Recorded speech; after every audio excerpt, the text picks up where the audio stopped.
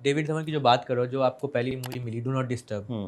Right? कैसे मतलब जब आप कर रहे थे टीवी सीरियल्स, उस बीच में एक फिल्म के लिए कॉल आता है, वो भी डेविड धवन की तरफ से डायरेक्टली, तो ये कैसे, क्या हाँ, कहानी है इसके पीछे, ये कैसे बड़ी मिली ये मज़ेदार फिल्म? कहानी है इसके पीछे। हाँ। हुआ ये कि एक दिन मैं बैठा हुआ था सब टीवी में, चैनल हेड और उनकी टीम के साथ, तो उन्होंने मुझसे कहा कि यार आप तो जो है कॉमेडी में इतना हिट पे हिट लिख रहे हैं, नंबर 1 है आप कॉमेडी राइटर, हर साल अवार्ड आपको मिलता है, तो फिर आपको डेविड धवन ने आज तक क्यों नहीं बुलाया? डेविड धवन फिल्मों में डायरेक्टर नंबर 1 है, आप टीवी में राइटर नंबर 1 है, तो आपका कॉम्बिनेशन क्यों नहीं हुआ? देन आई सेड कि ठीक है सर, क्या पता बुला लेंगे कभी। नेक्स्ट डे मुझे फ़ोन आता है, मैं फ़ोन रिसीव करता हूँ और सामने से आ जाती है, मैं डेविड बोल रहा हूँ।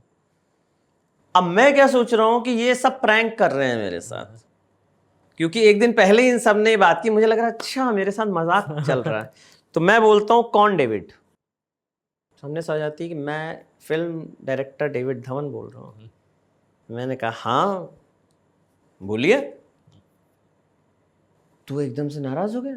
उन्होंने कहा अरे मैं डेविड धवन बोल रहा हूँ और ये, तो मुझे रियलाइज़ हुआ कि यार ये तो मैंने डेविड साहब के इंटरव्यूज़ वगैरह सुने, आवाज़ तो उन्हीं की है। मैंने कहा नहीं नहीं सॉरी वो सर कुछ और बात थी, मैं आपको मिल के बताऊंगा। बोले यार आप वाशु भगनानी के ऑफिस आ सकते हैं। कहाँ आ जाऊँगा।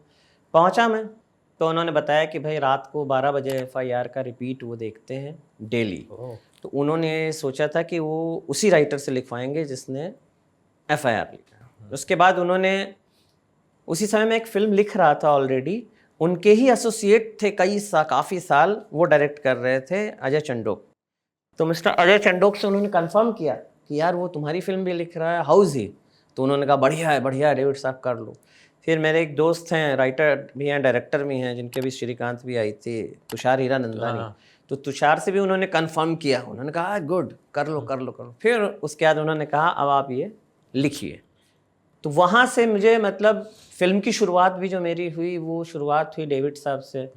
डेविड साहब ने बुलाया, उनकी फिल्म लिखी और उसका डॉली डॉली डॉली डॉली बड़ा हिट हुआ गोविंदा का। कहने का मतलब कि कॉमेडी की जो छाप थी वो FIRs और लापतागंज, जिनी और जूजू, ये सब करते करते जो बढ़ रही थी, वो डेविड धवन के आने के बाद वो एकदम स्टैंप लग गया। ये किस्सा है, एक बार क्या हुआ कि मैं डेविड साहब के घर पे था और डेविड साहब की पूरी फैमिली मड आइलैंड में उनका बंगलो है, वहाँ पे थी, कुछ फंक्शन था।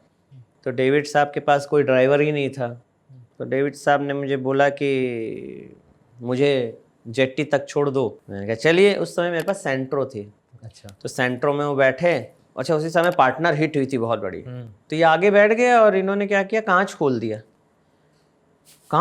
और बैठे, इनको वो सफोकेशन होता है, कांच खोल दिया। मैं पीछे उठा और सिग्नल पे जहाँ रुक रही, लोग देख रहे हैं डेविड धवन सेंट्रो में बैठे हैं, वही पुरानी सी सेंट्रो, कांच खोले में AC भी नहीं ऑन।